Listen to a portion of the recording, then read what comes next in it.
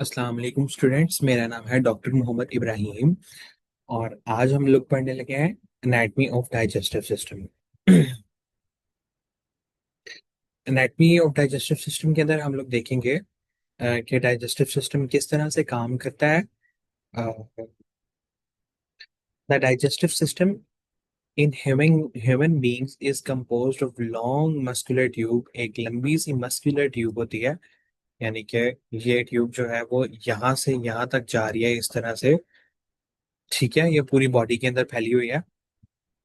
इसको हम लोग गैस्ट्रोइंटेस्टाइनल ट्रैक्ट या एलिमेंट्री कैनाल, और इसके साथ में कुछ एसेसरी ऑर्गन्स होते हैं जो कि डायरेक्टली इसका हिस्सा नहीं होते हैं। एसेसरी ऑर्गन्स वो होते हैं जो कि डायरेक्टली इसका हिस्सा नहीं होते हैं, लेकिन इसके साथ में अटैच होते हैं, इस ट्यूब का हिस्सा नहीं है।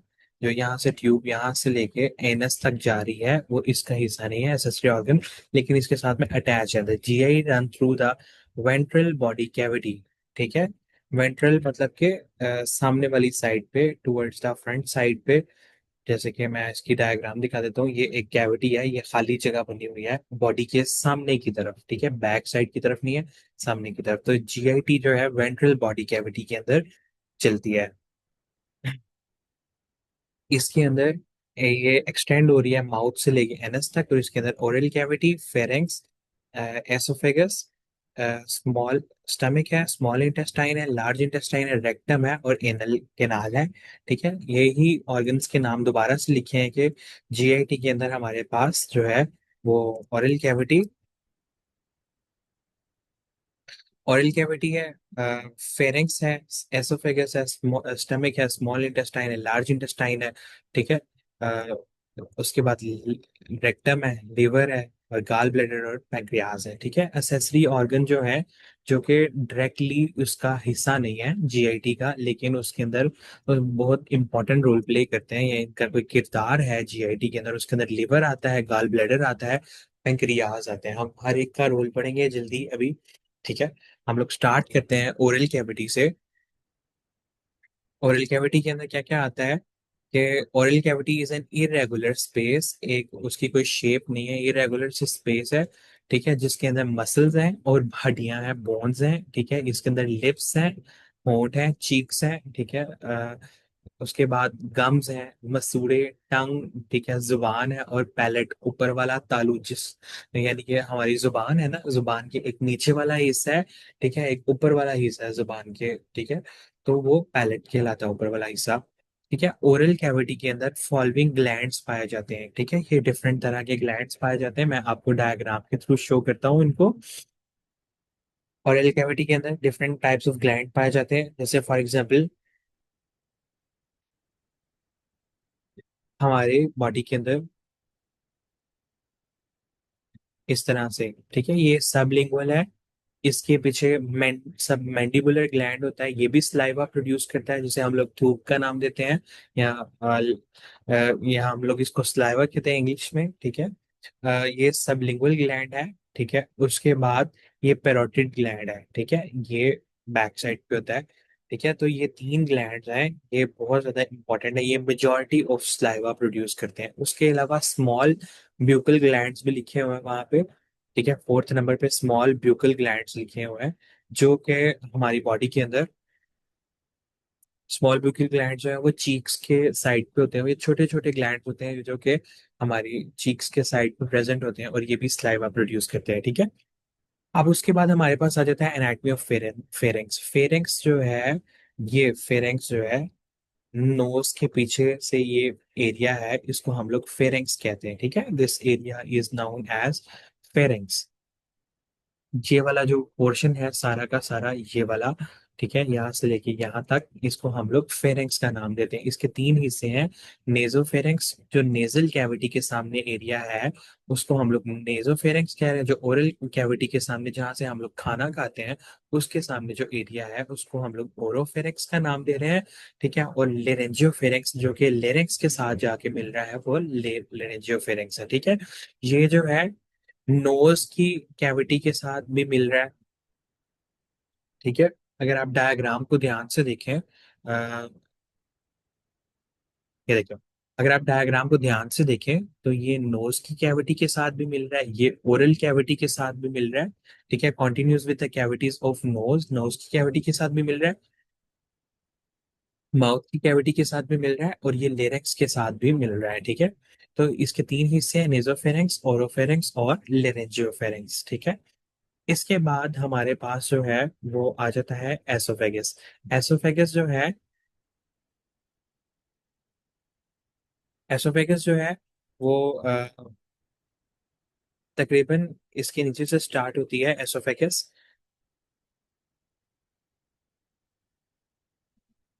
अच्छा जी, एसोफेगस जो है वो 25 सेंटीमीटर लॉन्ग ट्यूब है, यानी कि खुराक की नाली जिसे हम लोग कहते हैं, और 2 सेंटीमीटर इसका डायमीटर होता है। लाइक इसके नीचे से एसोफेगस स्टार्ट होती है, ये बेसिकली यहाँ पे है। एसोफेगस जो है वो इसके नीचे से स्टार्ट होती है यहाँ पे। ठीक है, यहाँ से एसोफेगस जो है वो स्टार्ट हो रही है, और ये 25 सेंटीमीटर लॉन्ग है, 25 सेंटीमीटर लॉन्ग। ठीक है, और 2 सेंटीमीटर इसकी जो है वो टू 2 सेंटीमीटर इसका डायमीटर होता है। ठीक है, ये जो है मीडियन प्लेन प्लेट नहीं है, ये इसको सही कर लेंगे, ये median plane.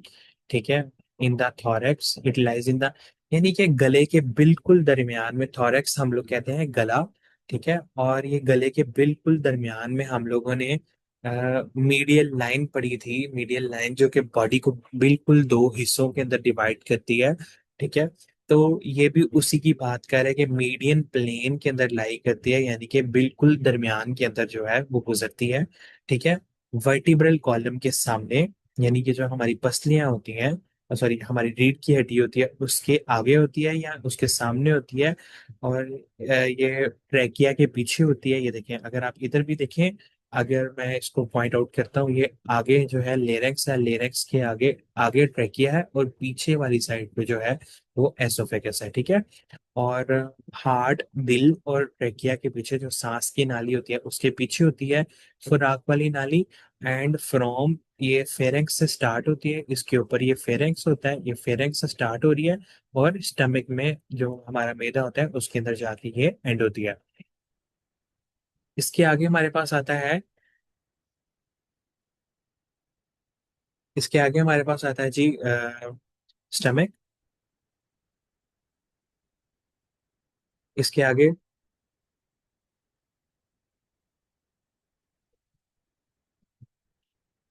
Stomach is a muscular bag, stomach एक मस्कुलर बैग है, मसल्स से बना हुआ है ये पूरा का पूरा। स्टमक जिसे हम लोग मैदा कहते हैं, ये मसल से बना हुआ है, जो कि ऊपर वाली साइड से तो जो है वो एसोफेगस के साथ कनेक्टेड है। ठीक है, और नीचे वाली साइड के साथ, नीचे वाली जगह पे ये इंटेस्टाइन का हिस्सा, इंटेस्टाइन का पहला हिस्सा जिसे हम लोग ड्यूडेनम बोलते हैं, इंटेस्टाइन का जो पहला हिस्सा है उसको हम लोग ड्यूडेनम को बोलते हैं। इसकी जे शेप होती है, ये जे की तरह का है इसकी शेप है, और ये 10 इंच इसकी लेंथ होती है, इसकी जो लेंथ है वो 10 इंचेस होती है। ठीक है, और स्टमक के फॉलोइंग हिस्से हैं, ये ऊपर वाले पार्ट को हम लोग फंडस कहते हैं, ये वाला पार्ट बॉडी कहलाता है, ये वाला पार्ट जो है वो इसका पाइलोरस कहलाता है।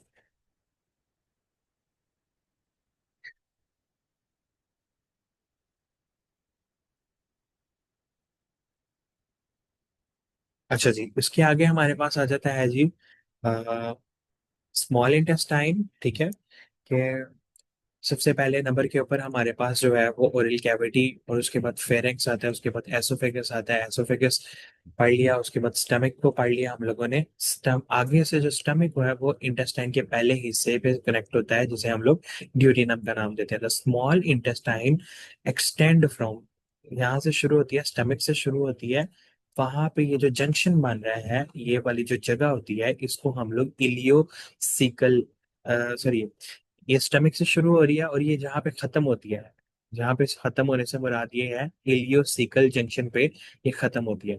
दोबारा से मैं अपनी बात को रिपीट करता चलूँ, स्मॉल इंटेस्टाइन जो है वो स्टमक से शुरू होती है और इलियोसिकल जंक्शन तक जाके खत्म होती है।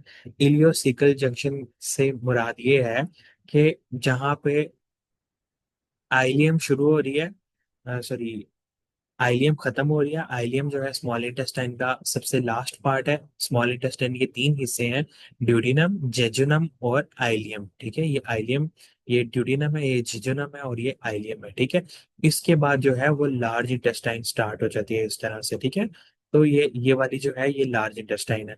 तो जहां पे दोनों मिलती हैं, आइलियम और सीकम मिलती हैं, इसको हम लोग आइलियो, ठीक है, सीकल जंक्शन बोलते हैं। ठीक है, ये आइलियो सीकल जंक्शन है जहाँ पे स्मॉल इंटेस्टाइन और लार्ज इंटेस्टाइन मिलते हैं। तो स्मॉल इंटेस्टाइन की जो लेंथ है वो मेल्स के अंदर 6.9 मीटर है और फीमेल के अंदर 7.1 मीटर है। एवरेज जो होती है वो 4.6 से 9.8। ये सारी जो है लेंथ्स आप लोगों ने याद रखनी है। ये बहुत ही ज्यादा इंपॉर्टेंट है और ये आपने जरूर जरूर याद रखनी है। ठीक है, जो स्मॉल इंटेस्टाइन है, अच्छा जी, जो स्मॉल इंटेस्टाइन है,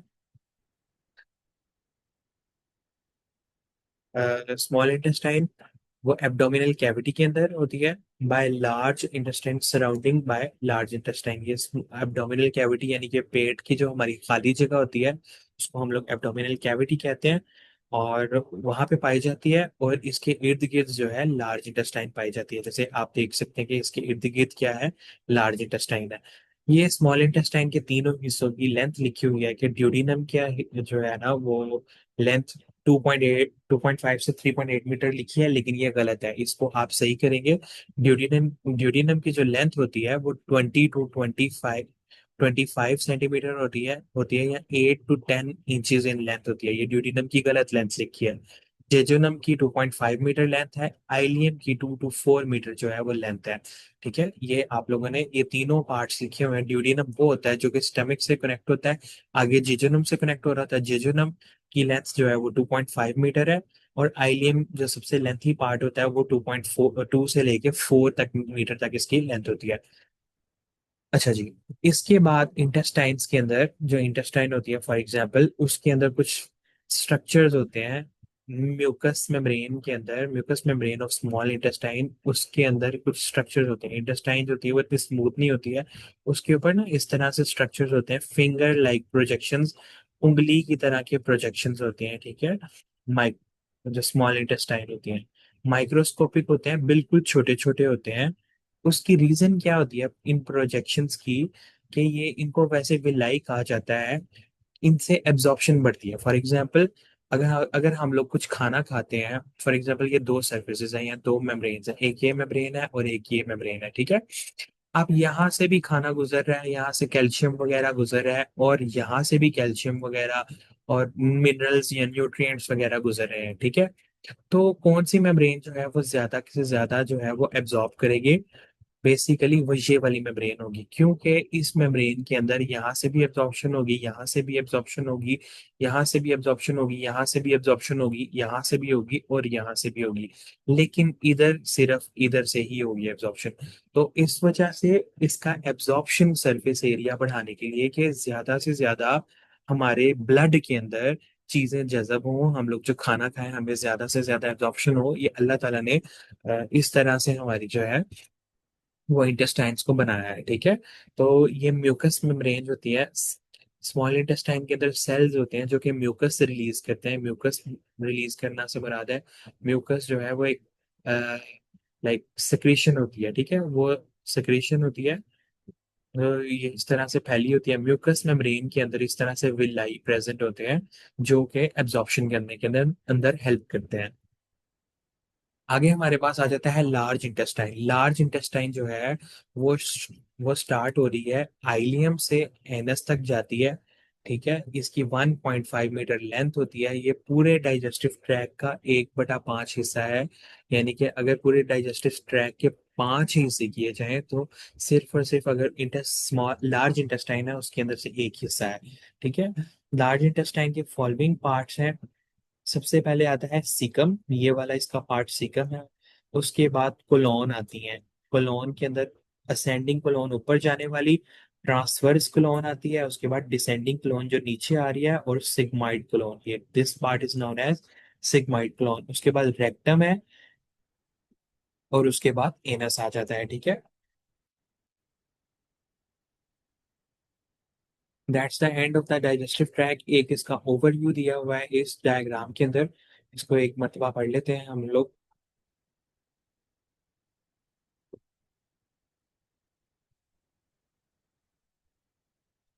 माउथ के अंदर जो है वो breakup of the food particle assist in producing spoken language, ठीक है। माउथ के अंदर हमारे फूड पार्टिकल्स को हम लोग ब्रेक करते हैं, हम लोग मतलब हम लोग दांतों से जो है उसको चुबाते हैं और हमें ये बोलने के अंदर हेल्प करता है। फेरिंग्स जो है वो स्वाल्विंग के अंदर निगलने के अंदर हेल्प करता है। लिवर जो है वो break down and build up many molecule, बहुत से मालिक्यूल को ब्रेक डाउन करता है, तोड़ता है और बिल्ड अप नए मॉलिक्यूल भी बनाता है। वाइटामिन्स को स्टोर करता है। पुराने ब्लड सेल्स जो होते हैं उनको डिस्ट्रॉय करता है। पॉइजन्स, अगर कोई बंदा कोई गंदी चीज खा लेता है या कोई पॉइजनस चीज खा लेता है उसको भी ये डिस्ट्रॉय करता है, पॉइजन को। बाइल एसिड बनाता है डाइजेशन के लिए। गाल ब्लैडर जो है वो बाइल एसिड्स को, बाइल बेसिकली लिपिड्स की एब्जॉर्प्शन के लिए बहुत ज्यादा इंपॉर्टेंट है। जो हम लोग चिकनाई वगैरह खाते हैं या फैट्स वगैरह अपनी डाइट में लेते हैं, उनकी एब्जॉर्प्शन यानी कि उनके ब्लड में जाने के लिए बहुत ज्यादा जरूरी है। तो गाल ब्लैडर जो है बाइल को स्टोर करता है, लिवर बनाता है बेसिकली। स्मॉल इंटेस्टाइन जो है वो डाइजेशन को कंप्लीट करती है या कंप्लीट डाइजेशन करती है। जो भी हम लोग खाना खाते हैं सारा का सारा एब्जॉर्ब करती है। म्यूकस होती है स्मॉल इंटेस्टाइन में, अभी अभी मैंने आपको बताया है, जो कि उसकी वॉल्स को प्रोटेक्ट करती है। हमारी खाने के अंदर न्यूट्रिएंट्स को एब्जॉर्ब करती है, वाटर को एब्जॉर्ब करती है। पेप्टाइडेज और एंजाइम्स होते हैं, ये प्रोटीन को डाइजेस्ट करते हैं। सुक्रेज एंजाइम शुगर्स को डाइजेस्ट करते हैं। अमाइलेज जो है पॉलीसेकेराइड, जैसे स्टार्च हम लोग रोटी खाते हैं, सो रोटी के अंदर पॉलीसेकेराइड्स होते हैं, उनको डाइजेस्ट करते हैं अमाइलेज। एनस जो है वो फीसिस को जो है एलिमिनेट करती है। रेक्टम जो है फीसिस जो है पखाने वगैरह को स्टोर करती है। लार्ज इंटेस्टाइन जो है अगर कोई वाटर और आयन है उनको मजीद एब्जॉर्ब करती है, ठीक है, और ये पखाने को बनाती है फीसिस को। पेंक्रियाज जो है वो हार्मोन को रिलीज करते हैं, जैसे इंसुलिन को रिलीज करते हैं हमारे ब्लड ग्लूकोज को रेगुलेट करने के लिए, उसको नॉर्मल रेंज में रखने के लिए। बाइकार्बोनेट जो है वो स्टमक से जो एसिड आ रहा होता है, जो इंटेस्टाइन के अंदर जा रहा होता है, उसको न्यूट्रलाइज करता है। ये भी पेंक्रियाज बनाते हैं। न्यूट्रलाइज करने से बनाता है कि स्टमक से एसिड आ रहा होता है, तो उसको न्यूट्रलाइज करने के लिए यानी कि उसको, वो पीएच उसकी बहुत ज्यादा कम होती है। ट्रिप्सिन भी रिलीज होता है, काइमोट्रिप्सिन रिलीज होता है। ये प्रोटीन को डाइजेस्ट करते हैं स्मॉल इंटेस्टाइन में। अमाइलेज जो है वो पॉलीसेकेराइड, जो स्टार्च है। लाइपेज जो है लिपिड्स को डाइजेस्ट करने के लिए काम आते हैं। स्टमक के अंदर फूड जो है वो स्टमक फूड को स्टोर करता है, चर्न करता है, यानी कि मजीद उसकी ब्रेक डाउन करता है, ठीक है। पेप्सिन एंजाइम जो है वो रिलीज होता है स्टमक में, ठीक है, जो कि प्रोटीन को डाइजेस्ट करता है, तोड़ता फोड़ता है। HCl जो है वो बहुत से एंजाइम को एक्टिवेट करता है, फूड को जो है मजीद तोड़ता फोड़ता है या ब्रेक डाउन करता है। HCl जो है जर्म्स को किल करता है। म्यूकस वॉल होती है स्टमक के अंदर, स्टमक के अंदर इस तरह से, यानी कि अगर ये स्टमक है, एक minute just wait for a while, ये अगर एक स्टमक है तो स्टमक के अंदर इधर इंडिकेट म्यूकस वॉल होती है। म्यूकस वॉल जो है वो प्रोटेक्ट करती है स्टमक को। जैसे कि फॉर एग्जांपल अगर हम लोग गोश्त खाते हैं तो गोश्त हमारे स्टमक में जाता है, तो HCl जो होता है हाइड्रोक्लोरिक एसिड, वो स्टमक को जो है वो डाइजेस्ट करता है। तो हमारा अपना स्टमक क्यों नहीं डाइजेस्ट होता है? क्योंकि उसके इर्द गिर्द जो है वो म्यूकस की वॉल होती है, जो कि प्रोटेक्ट करती है स्टमक को डाइजेस्ट होने से, ठीक है। लिमिटेड एब्जॉर्प्शन, इसके अंदर से एब्जॉर्प्शन नहीं होती। एसोफेगस जो है वो फूड को ट्रांसपोर्ट करता है। स्लाइवरी ग्लैंड है जो कि मॉइस्चर करते हैं हमारे फूड को, गीला करते हैं, लुब्रिकेट करते हैं हमारे फूड को। अमाइलेज होता है स्लाइवा के अंदर, जो कि कार्बोहाइड्रेट्स को डाइजेस्ट करता है। इस लेक्चर के लिए इतना इनफ है। इंशाल्लाह नेक्स्ट लेक्चर में मिलते हैं एक नए टॉपिक के साथ। Thank you so much. Allah Hafiz.